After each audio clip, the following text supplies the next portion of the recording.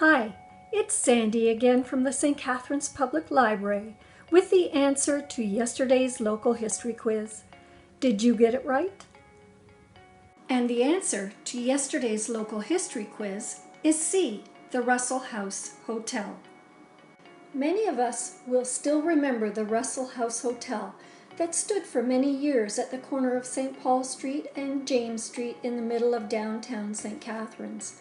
But fewer will know the complete history of this property with its modern features and hints of scandal. Built in 1843 by Samuel Stinson, the property served as a hotel and tavern. It stood 3.5 stories tall and was clad in red brick.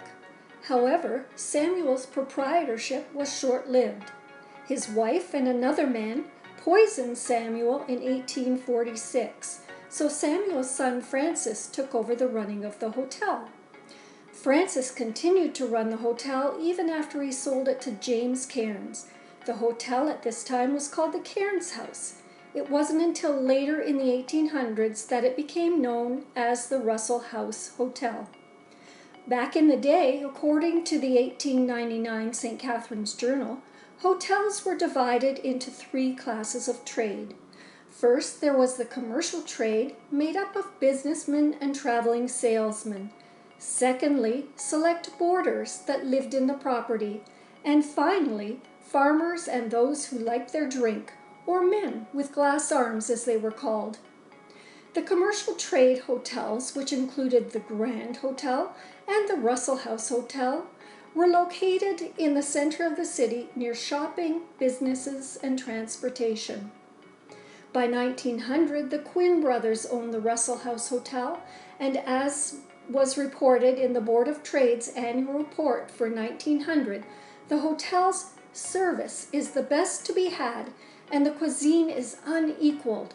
All the rooms in the house are large, bright, and airy, and there are splendid bathrooms on each floor.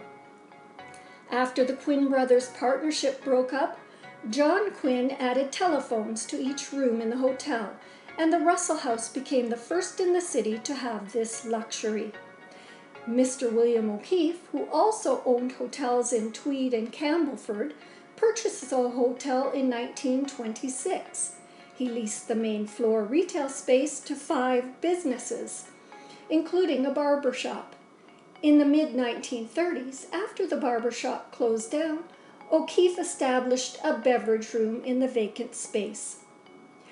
As the Russell House passed through more hands through the years, the hotel began a gradual decline, and soon the clientele was focused on those that were down and out.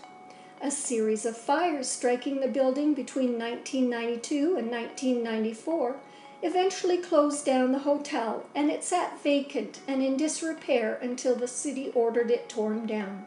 It was demolished in 1996, and the lot where the Russell House once stood still remains vacant today. Thanks so much for watching, and don't forget to join us again next Wednesday for another local history quiz. Until then, stay healthy.